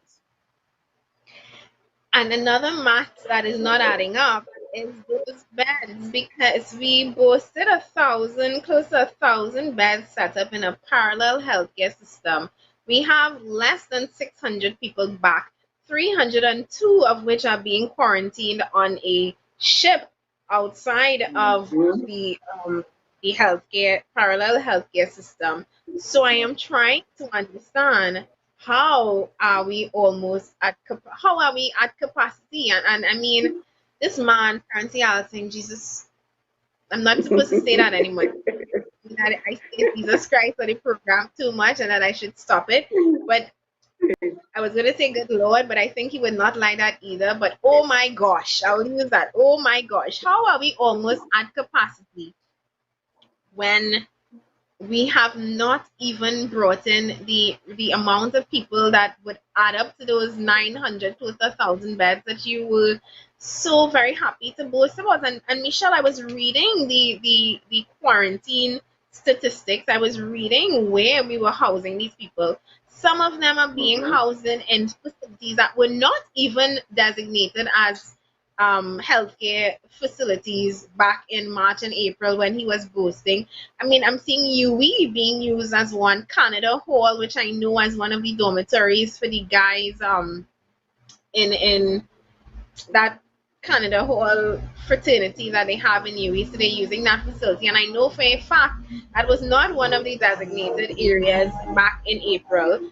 I think one or two more that I'm hearing about. We're paying so much money to convert these facilities that we have to go and demolish post COVID-19 because like the House of Football, all of these places that we're trying to make into quarantine facilities where many are asking the money that you're spending on that, wouldn't it have been cheaper to just rent an entire hotel for that during the quarantine period where everybody is designated to a room rather than spend all of this money to create facilities to then have to demolish it and revert it to what it originally was? Where so many questions in that. One, where are the beds that we said that we had and we both said we had? Why are we spending so much money on renovating facilities and making them into quarantine facilities when we could have chosen much cheaper alternatives? And I forgot the other question. Well, we mentioned, Felicia, we mentioned the Hilton as an option, and the reason we mentioned the Hilton as an option because it is government owned. So we said, okay, why wasn't that used as a facility? Why do we have all these individual contracts being given to certain facilities? Some of them are not even being used currently. And then, like you said, recently in the past few weeks, UE has now debuted as a facility when that wasn't the case a few months ago. So what is really going on? And the question remains, in fact, did we actually have 1,000 beds available? If they are now saying we are at, he said we are at capacity, which means capacity means we are full. 1,000 people are being bedded right now. So are we at full capacity? And what, like you said, the money that is being diverted, the millions, people, we are not talking, dollars and cents here. We are talking millions to convert these so-called facilities to be used as out facilities. But where, again, the transparency and where is the money being spent? Why is the money being spent? How it is being spent? These are the questions we need to start asking. As Felicia indicated, why didn't we use one of the major hotels such as Hilton and call that, instead of engaging other facilities to basically leak COVID-19 money to? Michelle, you were talking there and a light bulb just went off my head. Ding! And I thought, all of these weeks that we have been refusing to bring in our residents stranded abroad, that we have refused to reopen the borders, that we have denied people who say that they are being tested on a regular basis and they can prove that they are COVID-19 free. All of these weeks of doing that, was it because we did not have the quarantine facilities that we claimed to have had? Was it because we did not have the 900 beds that Terrence said that we had? Was it that now, or is it that now that we have reopened the borders and brought back in these people, we are proving, or that situation is proving this government to be the liars that we have come to believe that they are, based on what they said versus what they actually do and what we actually see? Because the question remains, Michelle, of the 600 that are supposedly here, half of that is being quarantined outside of Trinidad. I mean, outside of our actual land space. They're on a floating vessel in our waters. But so that means we have about 300 people still of a 900 capacity that we were supposedly had. So where are those extra 600 beds? Where did they disappear? And why? How to the how. And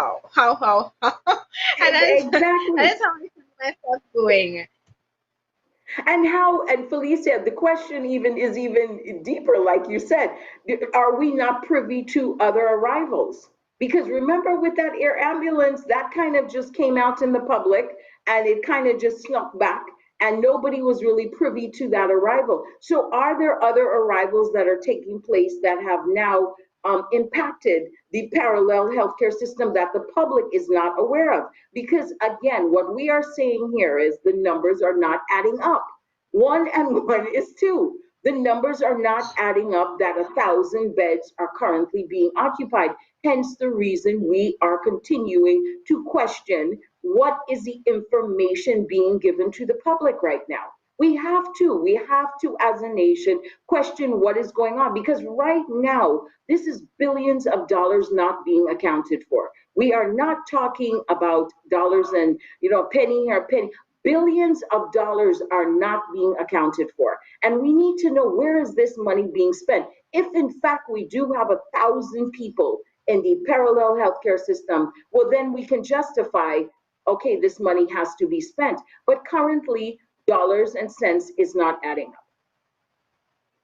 And if we do have 1,000 people in our health, I need to know what pirogue, what plane, what vessel did they land and arrive in on, because I have heard no statistics other than this one woman who came in like a thief in the night, and probably we would have never heard about her had she not been tested positive for COVID-19, if she even had COVID-19. And so many ifs, maybes, hows, and whats with this government. And moving on into another story of the day, unless you have anything else to say on this, Michelle. I mean, no, I think I have more questions than answers, Felicia.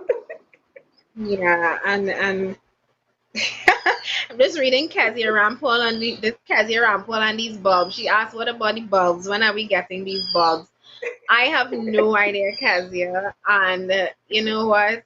Maybe we might get it closer to the election. I have no idea. On to the next story. Actually, no, I want to go into, because that's the time already. 9:38 this weekend, and I spoke about the fact that we had multiple teams doing multiple walkabouts in the across Trinidad and Tobago, and I had some pictures that I wanted to show from these walks, which should be time soon. This is the central team, Michelle, I think, doing a walkabout. Yes, our central team there in a shop, looking like they're about to buy some snacks, but I know that they're engaging with the shop owner.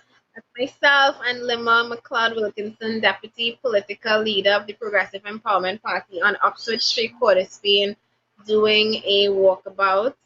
And I thought I had some more pictures. I guess I didn't send all, but just a few pictures that I wanted to show to you guys. But not just show you pictures, I do want to talk about my particular walkabout. Now, last week people asked me to take pep talks on the streets, which I did, and I am happy to show my first introduction to pep talks on the road, which I would like to play in a quick video now.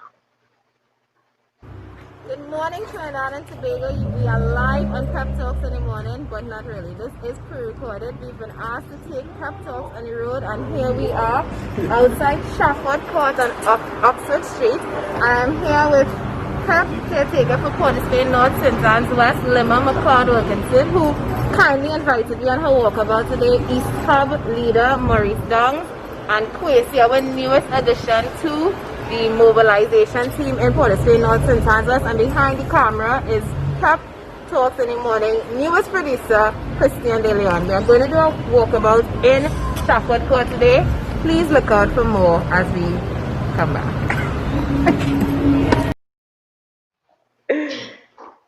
Love it. So that was just an introduction to our walkabout in Shafford Court in Port of Spain North St. Anne's. That's my and Lima's constituency. And from that I don't want to say brief, because we spent a little bit of time there, about an hour or so, hour and a half, speaking to some of the residents in Shafford Court. Shafford Court, for those who don't know, is a HDC compound. It is a I call it a voter padding hotbed that the PNM would have established in the heart of Port of Spain for their, I guess, to pad their voters for election time. But what I witnessed in that HGC area, Michelle,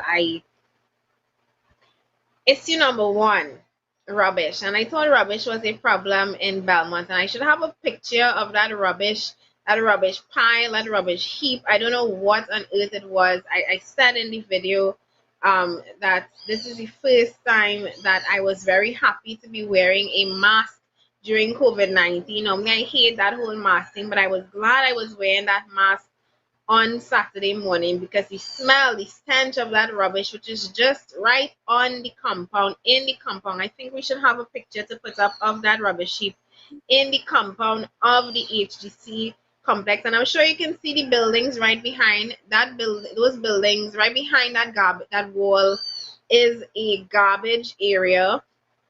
Not sorry, behind that wall is a river that separates the East Drive River, that separates the Shafford Court from the Harp, and the Harp is another HGC voter padded area. And in Shafford Court, they were saying that the issue of rubbish, Michelle, it is one that they have highlighted, but it is so much bigger than just the rubbish heap that we're seeing right now. And Lima actually did a video highlighting it. I want to play that video now before I go in depth on what that issue of rubbish actually means and signifies to the residents of Shafford Court. Hi. First of all, I don't know what is this. Take a look at this. It's a dump. This is like a mini beaker. Fridge, you know, derelict sewing machine. And on the opposite side, you have a playground for children. Which mother in their right mind would ever allow the children to come in the back there to play? Because as you know, it is children. They like to run and venture. The ball, they're playing with ball there. And then the ball's gonna kill me after. This is unacceptable. This is against public health regulations. Broken tiles, pieces of brick, wood. Feces in the back of the park. Such people doesn't believe that. Human feces in the back here. Look at the condition of this park.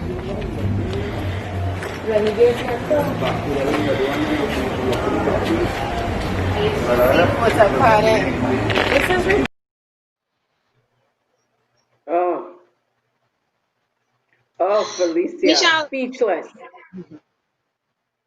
On the issue of rubbish, and I was speaking when we were speaking to one of the residents, what he explained to us is it is greater than the rubbish not being collected on time. Now, this is a building that houses well over, I believe it's 3 or 4 buildings on the compound that houses well over 2, 3, 4, about 300, let's say close to 250 people. And these are apartment complexes. And they have garbage collection twice for the week, Tuesdays and Thursdays, which is something I don't understand, because for that many people, you would expect that there are, or at least more frequent days of collection. What you notice there is they had a skiff, those bins that you could actually put your rubbish in. They removed those bins, and I remember there was a removal process of those bins even when I was in, even on my street, they removed them about 10 years ago, which we didn't understand because those bins allow the residents to put it in approved, appropriate metal bin that had a cover where rats can come in and out. Right. That zone that we saw earlier with the rubbish is a hotbed for rats and cockroaches. They say, and they said it very nonchalant, they have a rat infestation, which is obvious based on the fact that you are living next to rubbish.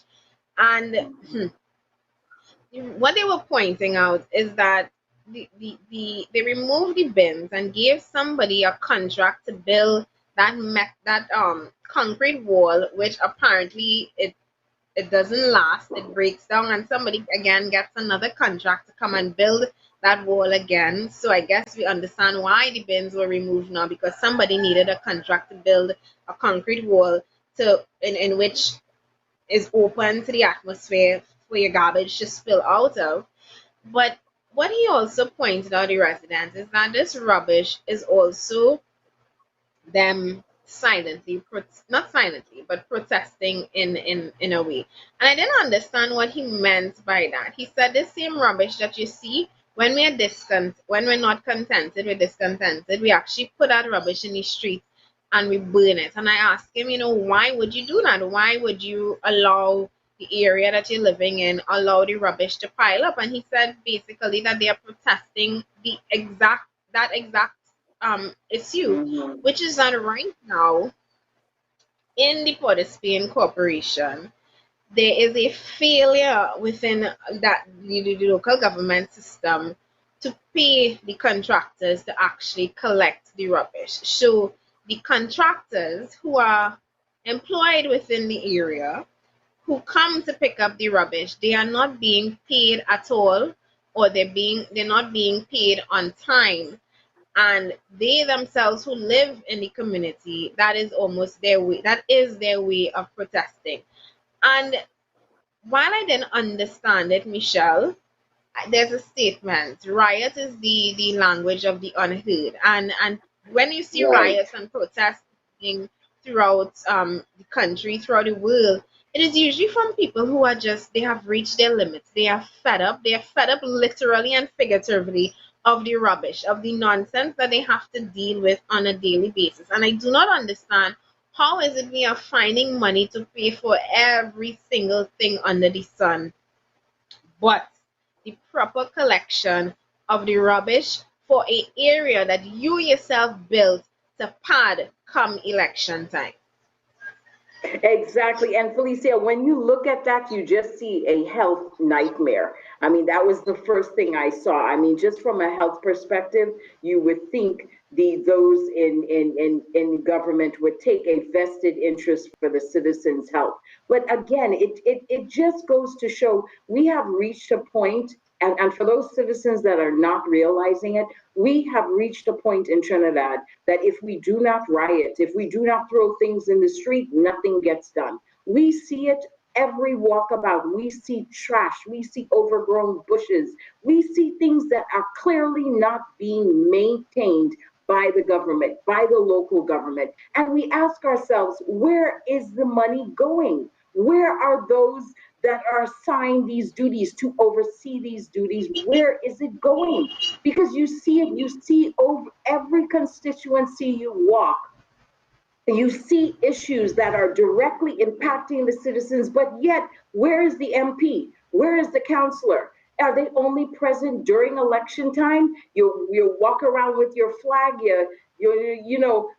what are they doing? Because this is not the first issue. This is several issues that are plaguing the country that the average citizen that has to get attention of.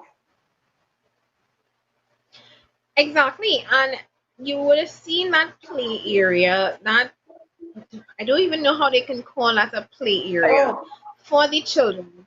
Behind a building, a little rubbish spot across from the play area is an abandoned rubbish spot where they dispose of their garbage as well. The stench coming from there. I mean, again, this is an HDC.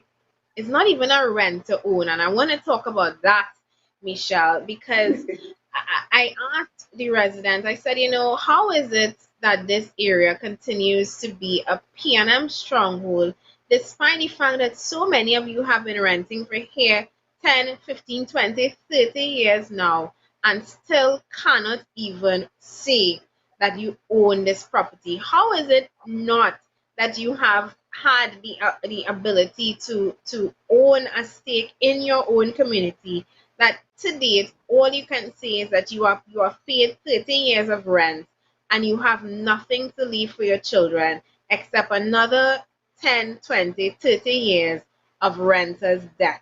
You can't even say that at the end of this, I have something tangible that is mine.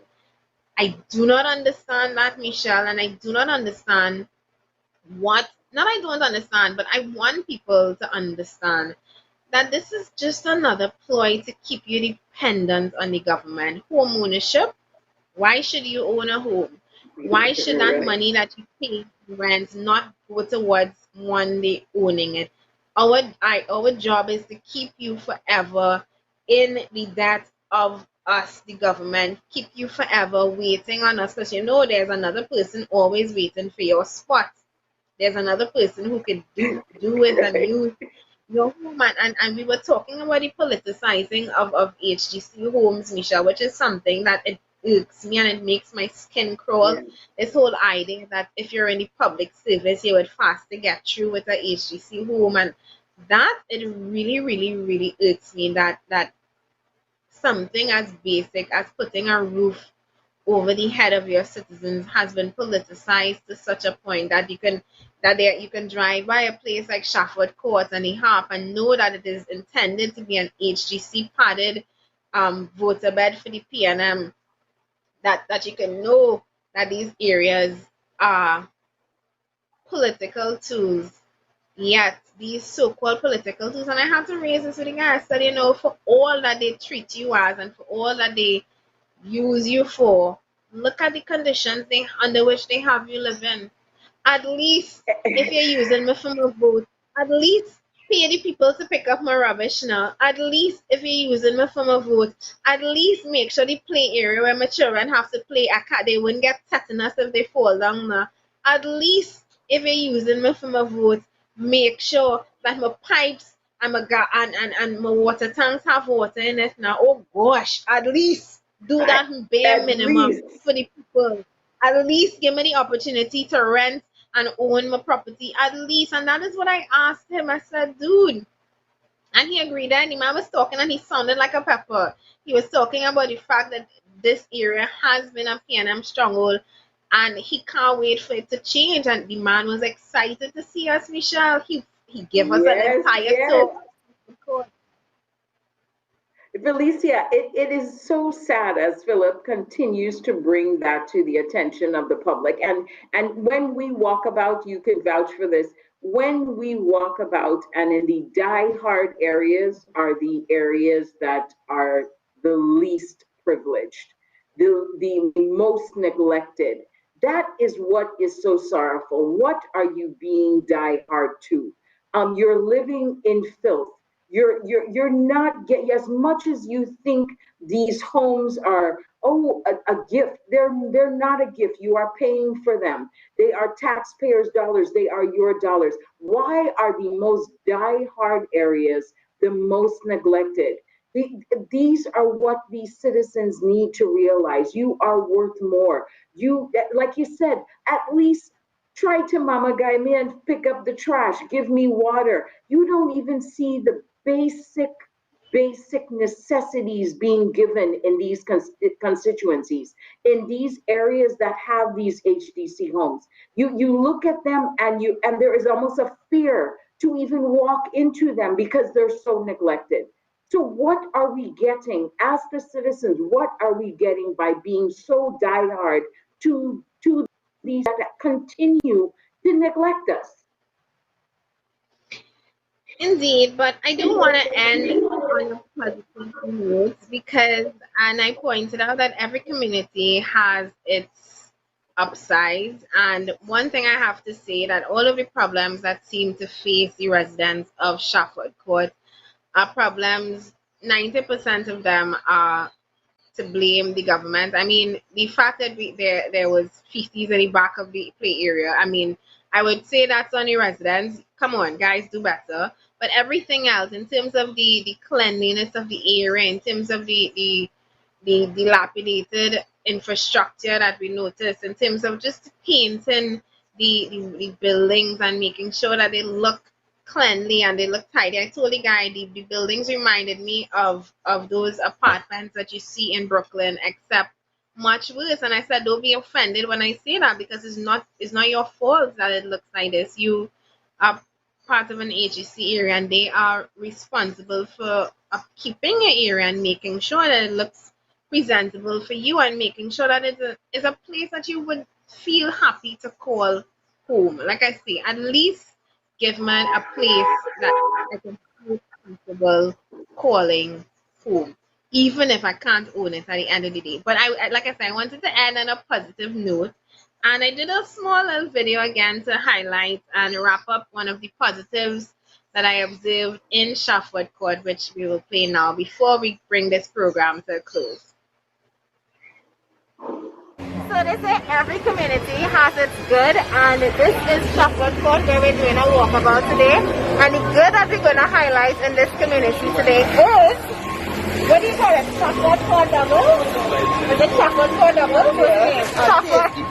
Shafford Court doubles and tasty pies. I'm going to try my first Shafford Court doubles. First time I'm seeing this, but I was offered and I'm very much excited to have it because doubles is a staple of Trinidad and Tobago.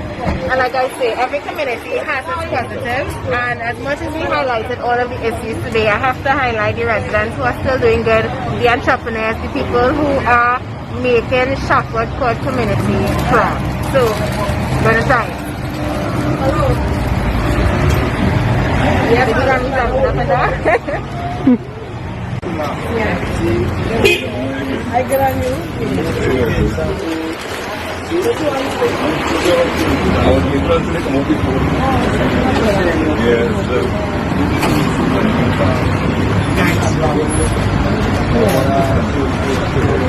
Oh, this is tasty, you know. I need a Coke to go in this. You have Coke? Thank you. You have Coke? No, I'm sorry. I'm sorry. I'll take one of those days. About to drink some homemade sorrel juice from scratch, not concentrate, and the same Shafford Court doubles and pies. And well, let me be done. It's like Christmas time. Every single night in town. Also, educate us about our logo. So that's me trying some Shafford Court doubles and pies and their homemade sorrel juice. I had to highlight those ladies who they live in the HGC compound and they are their own entrepreneurs. Just had to big them up because, like I say, every community has its positives, and just wanted to add that little positive towards the end of what was a very dismal walkabout for me, having seen the conditions under which the residents live. Anyway, we have arrived at the end of the program already. It is 9:58 a.m. We asked the question, do you agree that the SE examinations be held in August? 33% of you said yes, while 67% of you said no, you do not agree that the examinations should be held in August. We have arrived at the end, Michelle, so please at this time give us your closing remarks and comments. Well, that video really brought a smile to my face, Felicia. And for the public, just advising, we have been on the ground from Diego Martin to Point 410 to in the east, Trin City. We have been everywhere. So look out for us and give us your support when you hear our mic runs. Come out and acknowledge that we're in your area. We really are on the ground this week and for the months to come. With regards to our conversation this morning, I'm so glad we touched on the education aspect, Felicia. We really didn't have the time on the multiple topics that we've been addressing to really deal with the education aspect. And I really hope you bring that to light again tomorrow, because it is the future of our nation. The children are the future, and we really need to be vocal on this issue that is clearly impacting them. And once again, thank you for having me. Always a pleasure. Tomorrow, we really hope to be joined by one of the teachers, and she is also a member of the tutor board, to discuss this issue of SEA and even CAPE and CXC, which is supposed to be held in July next month. We want to hear from the teachers. We want to hear from the parents. We want to hear from the students as well. Please, tomorrow's program, we are trying to dedicate that to education, at least part of the program to education. So, you know, my number 7694590. We look forward to your calls starting from 9 a.m. tomorrow, and the discussion starts bright and early at 8 a.m. As always, people, have a wonderful day. Thank you for joining us on yet another edition of Pep Talks in the Morning. It's still COVID-19 period. Social distancing still applies. So remember, let's stay together by staying apart. Have a great day, and I'll see you tomorrow.